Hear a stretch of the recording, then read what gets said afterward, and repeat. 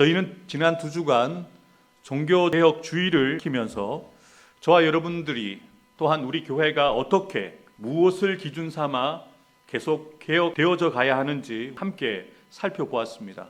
오직 성경, 오직 믿음, 오직 은혜, 오직 예수 그리스도, 오직 하나님께 영광이라는 종교개혁자들이 부르짖었던 5가지의 그 모토, 아드 폰테스, 본질로 돌아가자, 본질로의 회복에 대한 말씀들을 우리가 함께 나누었는데요. 오늘부터는 다시 사도행전으로 돌아가서 하나님께서 세우신 성경적인 교회, 이상적인 교회의 모습을 함께 살펴보면서 우리 교회가 어떤 교회가 되어야 되는가, 또 저와 여러분들은 어떤 성도로서 교회를 세워가야 하는가를 함께 살펴보도록 하겠습니다. 인류 역사상 최초로 세워진 교회가 바로 초대 예루살렘 교회입니다. 원조 교회인 것이죠. 오순절 성령 강림 사건 이후에 성령의 충만함을 덧입었던 베드로가 하나님의 말씀을 담대히 선포할 때에 그날에 3,000명이 회개하고 돌아오는 역사가 일어나면서 시작되어진 교회가 바로 초대 예루살렘 교회입니다. 예수의 부활을 전하기 시작할 때, 하나님의 나라를 선포하기 시작할 때 이전에는 듣지 않았던 이들이 회개하고 돌이키면서 지금처럼 화려하고 큰 성전이 없었음에도 불구하고 수만의 사람들이 함께 모여 교회를 이루었던 것이죠. 근데 이 초대 예루살렘 교회에도 여러 가지 어려움들이 있었습니다. 교회의 지도자들을 유대 종교 지도자들이 잡아가는 일들이 있었죠. 베드로가 감옥에 갇히는 일들도 있었고, 주님이 세우신 교회인데요, 성령의 충만함을 덧입은 하나님의 사람들인데 굿 뉴스만 있는 것이 아닙니다. 배드 뉴스도 있는 것이죠. 좋은 일만 있는 것이 아니라, 감사할 일만 있는 것이 아니라 염려거리, 근심거리, 기도거리도 있다는 것이죠. 빛이 강하면 어둠도 그 빛만큼 그림자가 드리워지는 것처럼 저와 여러분의 인생 가운데도 주님께서 주시는 은혜가 크다면, 주님께서 우리에게 주실 영광이 크다면 그 영광만큼 그림자가 드리워질 수가 있다는 것이죠. 오늘 우리가 함께 읽은 본문의 말씀도 굿뉴스와 배드뉴스가 함께 기록이 되어져 있습니다. 굿뉴스는 다음과 같은 내용이죠. 믿는 무리가 한 마음과 한 뜻이 되어 모든 물건을 서로 통용하고 자기 재물을 조금이라도 자기 것이라 하는 이가 하나도 없더라. 말씀 준비하면서 우리 교회도 이런 일이 있었으면 좋겠다라는 생각이 들었어요. 지금 이 본문을 잘 이해해 보시면 가진 사람들에게는 손해인 것입니다. 그런데 더 가진 사람들이 가지지 못한 가난한 이들을 위해서 자기의 소유, 밭을 팔고 집을 팔아서 그것을 사도들의 발 앞에 둠으로써 사도들이 그 재산을, 재물을 성도들에게 똑같이 분배했다는 거죠. 여러분, 얼마나 아름다운 공동체입니까? 우리가 함께 똑같이 가졌기에 우리는 같은 한 공동체의 지체다라고 생각하는 이런 아름다운 공동체의 모습. 여기 보시면 이렇게 기록하고 있잖아요. 한 마음과 한 뜻이 되었다. 교회는 교회 건물이나 성도의 수가 중요한 것이 아닙니다. 중요한 것은 믿는 무리가 한 마음이 되어야 합니다. 믿는 무리가 한 뜻이 되어야 되는데 그 마음과 그 뜻은 목사의 마음이나 성도들의 마음에 맞추는 것이 아닙니다. 제가 하나님의 마음에 맞추고 여러분들이 하나님의 마음에 맞추면 우리의 마음이 맞겠죠. 내 뜻과 여러분의 뜻이 서로 맞지 않는데요, 제 뜻을 고집을 버리고 제가 하나님의 뜻에 맞추고 여러분들도 하나님의 뜻에 맞추면 우리가 같은 뜻을 가지게 되겠죠. 여러분, 이런 교회 다니고 싶지 않으십니까? 하나님의 마음과 하나님의 뜻에 맞추어가는 목사, 하나님의 마음과 뜻에 맞추기 위해서 힘쓰는 성도들 모여있는 그 교회를 하나님이 얼마나 기뻐하시겠어요. 내 마음에 맞는 성도들이 모여있구나, 내 뜻에 맞는 교회이구나. 그럼 하나님이 그 교회를 축복해 주시지 않겠습니까? 이것이 바로 은혜 받은 이들이 모여있는 신앙의 공동체의 모습이라는 거죠. 그런데 은혜 받은 것이 그저 마음의 감동으로 그냥 눈물을 흘리고 기뻐하는 정도로 끝나지 않고 그들은 받은 은혜가 실제의 삶으로 나타난 거죠. 모든 물건을 내 것을 내 것이라 주장하지 않고 함께 사용하는 거예요. 자기 재물을 내 것이라고 주장하지 않고 그것을 다른 이들을 위해서 나누어 주기 위해서 자기의 것을 팔아 그 판 것의 값을 가져다가 사도들의 발 앞에 두게 되어지는데, 그래서 사람들이 먹는 문제, 마시는 문제, 입는 문제를 걱정하지 않게 된 것입니다. 그럼 그들은 무엇만 생각할까요? 함께 모여 찬송하고 기도하고 예배하고 하나님 나라를 생각하고 하나님의 의를 이루기 위한 그 목적으로 교회가 운영될 수 있었던 것이죠. 찬송도 여러분, 저는 저와 여러분들이 이런 교회를 꿈꾸기를 주님의 이름으로 축복합니다. 저와 여러분들 모두가 한 마음과 한 뜻으로 한 공동체를 이루어갈 수 있도록 다른 이들에게 네가 하나님의 뜻에 맞춰라, 하나님의 마음에 맞춰라고 말하기 전에 내가 먼저 개혁되어져서 그리스도 안에서 새로운 피조물이 되어져서 우리의 마음을 새롭게 함으로 변화를 받아 하나님이 기뻐하시는 그 한 사람이 되어서 아름다운 신앙의 공동체를 세워가는 저와 여러분들이 되기를 주님의 이름으로 축복합니다. 이런 신앙의 공동체가 어떻게 세워졌을까요? 사람이 계획을 세우고 준비를 해서 시작된 교회가 아닙니다. 어떻게 시작되었느냐? 성경 분명하게 기록하고 있습니다. 사도들이 성령의 큰 권능으로 주 예수의 부활을 증언하기 시작하니 그 말씀을 듣던 무리들이 큰 은혜를 받아서 교회가 세워진 겁니다. 여러분, 교회는 은혜가 있어야 됩니다. 예배도 은혜가 되어야 되고 선포되어지는 말씀에 은혜가 되어야 되는데요. 그런데 이런 생각을 하게 됩니다.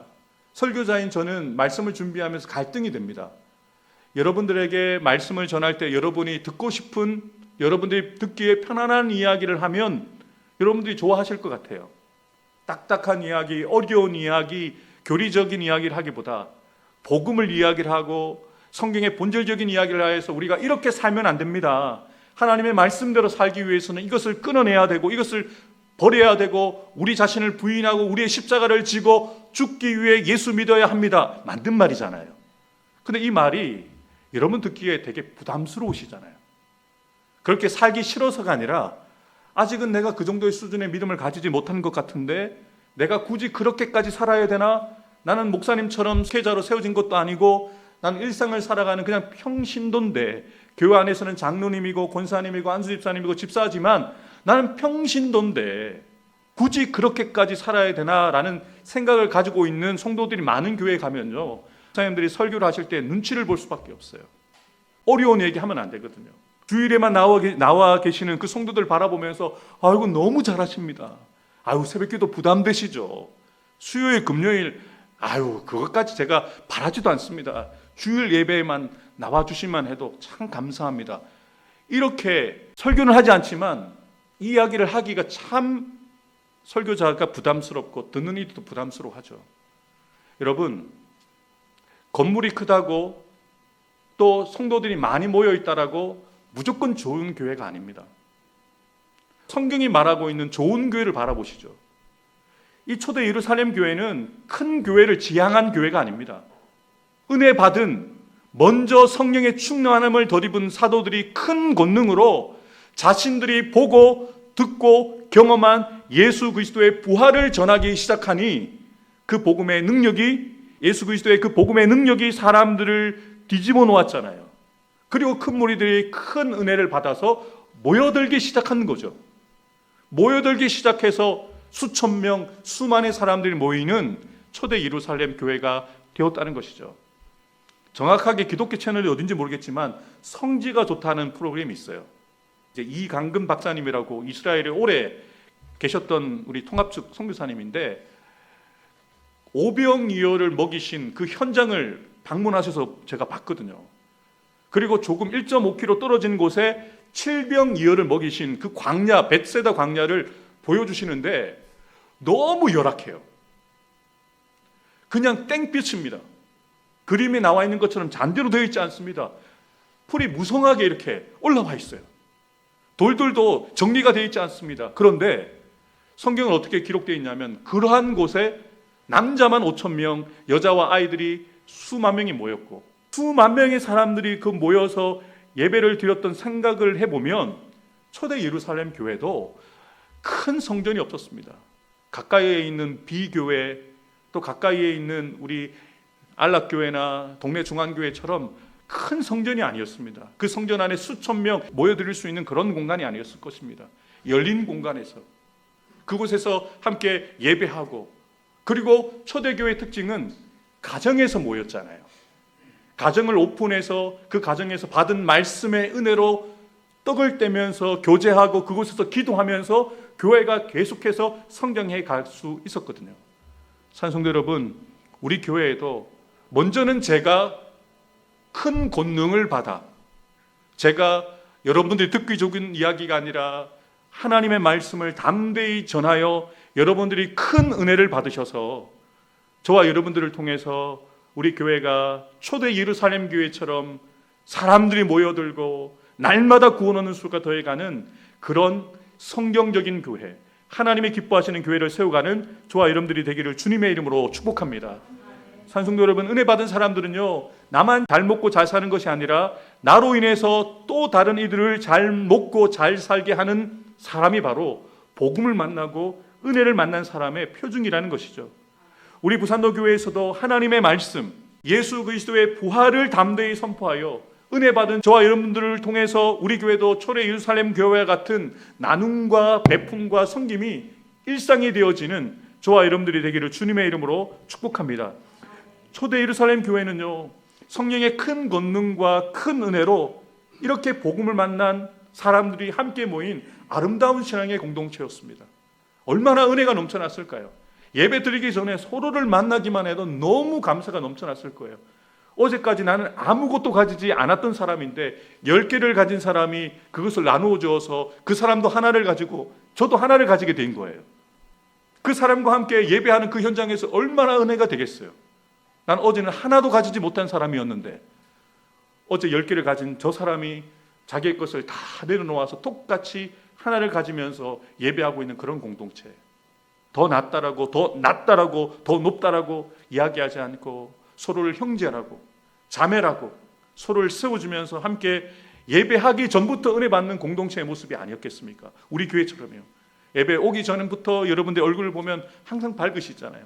항상 인사하고 항상 여러분들이 서로 웃으면서 예배를 준비하는 것처럼 아마도 더 그랬을 겁니다. 그런 아름다운 신앙의 공동체였습니다. 근데 여러분, 이런 아름다운 신앙의 공동체 안에 좋은 소식만 있었으면 얼마나 좋았겠어요.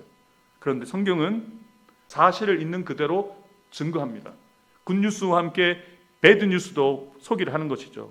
어떤 내용을 소개합니까?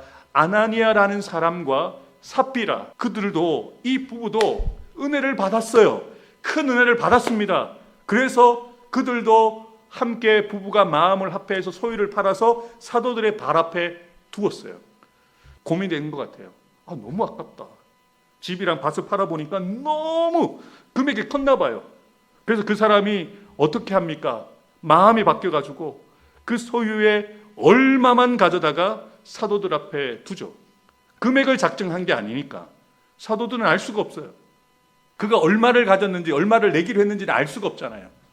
그런데 주님께서 그 아나니아와 삽비라의 그 마음을 왜 모르시겠어요?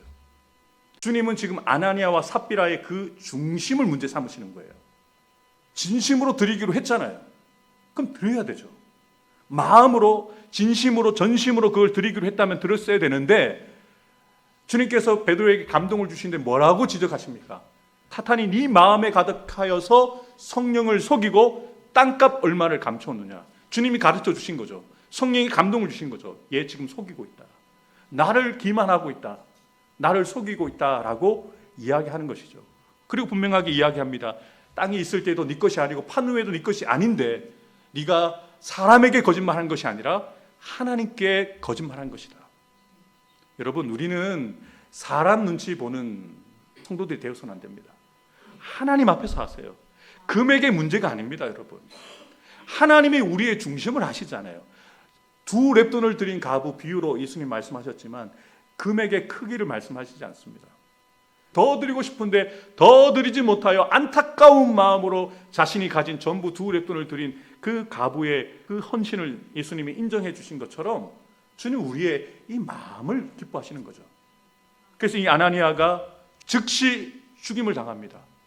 그런데 이 일로 인해서 어떤 역사가 일어났을까요? 아직까지 자신의 소유를 사도들의 발 앞에 두지 않았던 사람들도 있었겠죠. 그들이 이 소문을 듣고 다 크게 두려워하기 시작합니다. 이게 장난 아니네, 이거 진짜네 라는 마음이 들게 되었던 것이죠. 사랑하는 성도 여러분, 이것이 끝이 아니죠. 배드뉴스가. 그리고 8절에 그 아내 삽비라가 3시간 후에 베드로에게 찾아왔을 때 다시 한번 질문을 던집니다. 정말로 이게 전부냐? 여러분, 질문을 던진다는 것은 이미 그 질문을 던지는 사람들이 눈치를 채고 있다는 거잖아요. 그러면 삽비라가 베드로가 자신에게 이런 질문을 던졌을 때 조금 찔림이 있었다면 한 번쯤 생각해보고, 죄송합니다, 저희 남편과 제가 잠시 정신이 나갔나 봅니다, 그러면서 사실대로 얘기했다면 얼마나 좋았겠어요. 네, 이것뿐입니다. 그리고 그 삽비라도 남편을 장례 치른 그 사람들이 돌아오자마자 그 여인을 메고 돌아갔다. 이 이야기가 지금 사도행전에 기록되어져 있면서 초대 예루살렘 교회의 배드뉴스로 기록되어져 있죠. 여러분, 왜 이런 일들이 일어났을까요? 아나니아와 삽비라도 은혜를 받았습니다. 큰 은혜를 받았어요. 그런데 바나바, 요셉, 위로의 사람 바나바처럼 똑같은 은혜를 받았습니다. 똑같은 말씀, 똑같은 은혜를 경험하고, 그리고 하나님 앞에 자신의 것을 드리겠다는 결단도 똑같은 그런 시작으로 시작했지만 다른 결말을 맞습니다. 바나바는 하나님께 귀하게 쓰임받는 사람이 되었죠. 마가 요한도, 바나바의 조카 마가 요한도 베드로의 제자로, 바울의 동력자로 주님께 쓰임받는 자들이 되었잖아요. 결말이 다릅니다. 여러분, 안타까운 것은요, 아나니아라는 사람의 이름이 성경에 자주 나오는데요, 아나니아의 이름의 뜻이 여호와는 은혜로우시다입니다. 그런데 여호와는 은혜로우시다라고 불려졌던 그 사람이 하나님께 벌을 받아 죽음을 맞은 거예요. 여러분, 우리는 은혜만 자꾸 이야기하면 안 됩니다. 하나님은 공의로우신 하나님입니다. 거룩하신 하나님이기 때문에 죄가 있거나 하나님을 경외하지 않는 자들은 더 이상 그 은혜가 그에게 머물 수가 없는 거죠. 하나님은 은혜로우시다.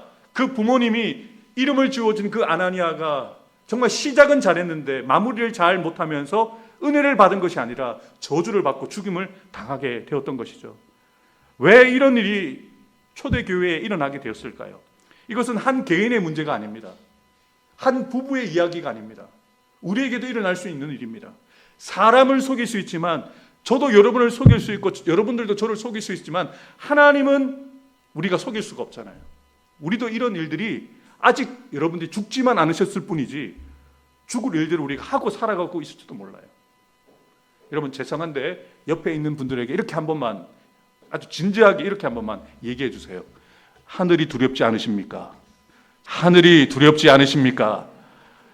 보통 드라마 같은 데 보면, 영화 같은 데 보면 하늘이 두렵지 않느냐 이러면서 선인이 악인에게 칼을 맞고 죽잖아요. 여러분, 하늘이 두렵지 않으십니까? 사람은 두려워하면서 왜 하나님은 두려워하지 않으십니까?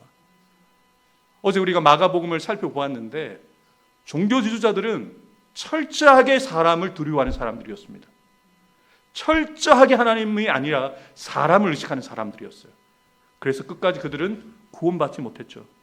은혜 받았던 아나니아와 삽비라는 왜 범죄하게 되었습니까? 그 이유를 분명하게 이야기를 합니다.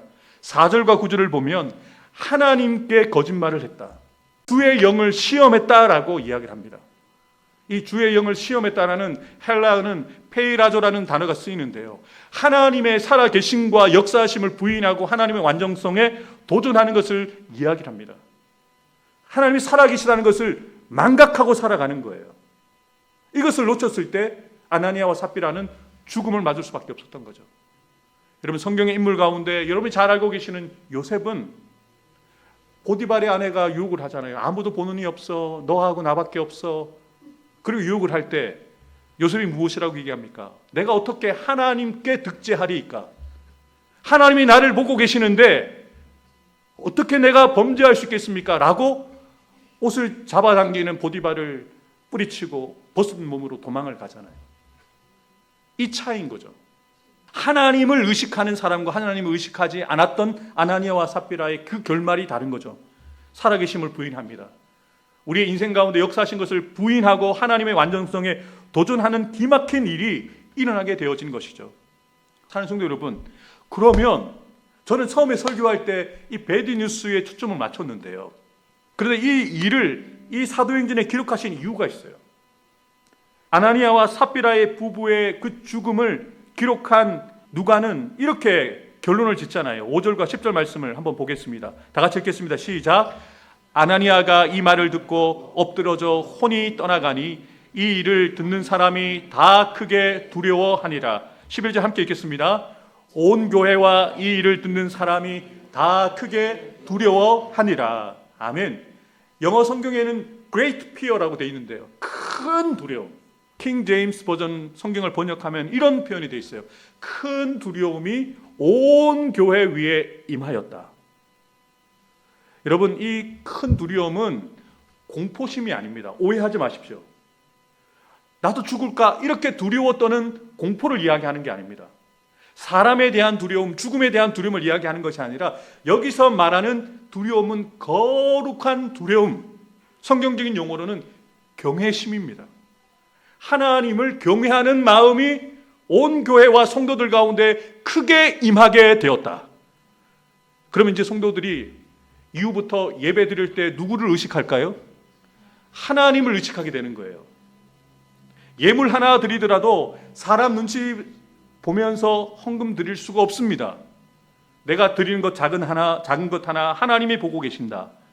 내가 드리는 찬양과 기도를 하나님이 들으신다. 라는 이 경외심으로 충만케 되어진 성도들이 어찌 사람들의 기쁨을 위해서, 사람들의 만족을 위해서 눈치 보면서 예배하고 헌신하고 그리고 헌금을 드리겠습니까?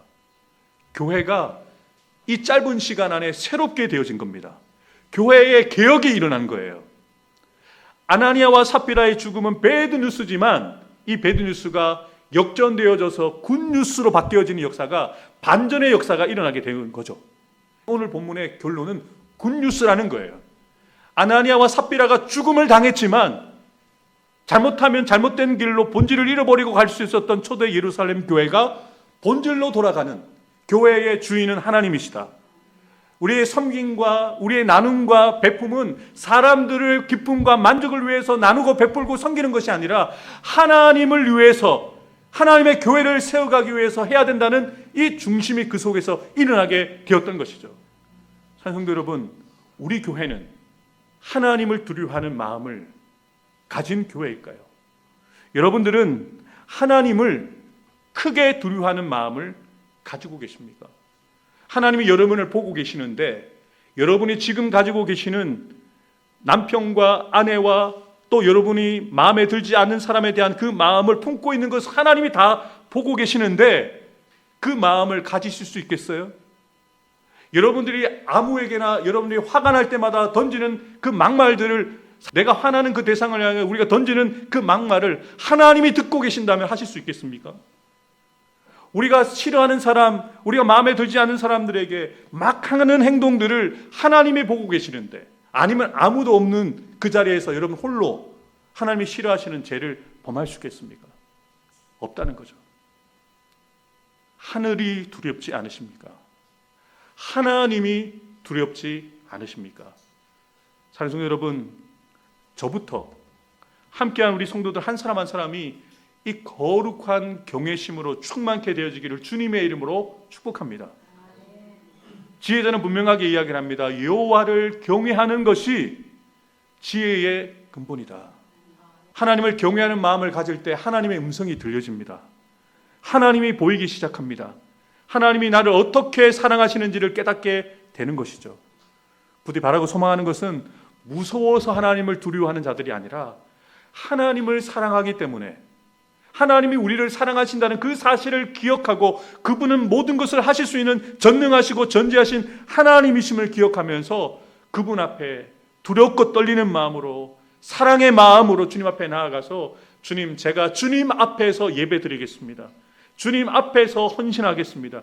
주님 앞에서 일상을 살아가겠습니다 라고 고백하는 진짜 그리스도인들, 진짜 성령 충만한 사람들 되어지는 저와 여러분들 되기를 주님의 이름으로 축복합니다. 기도하겠습니다.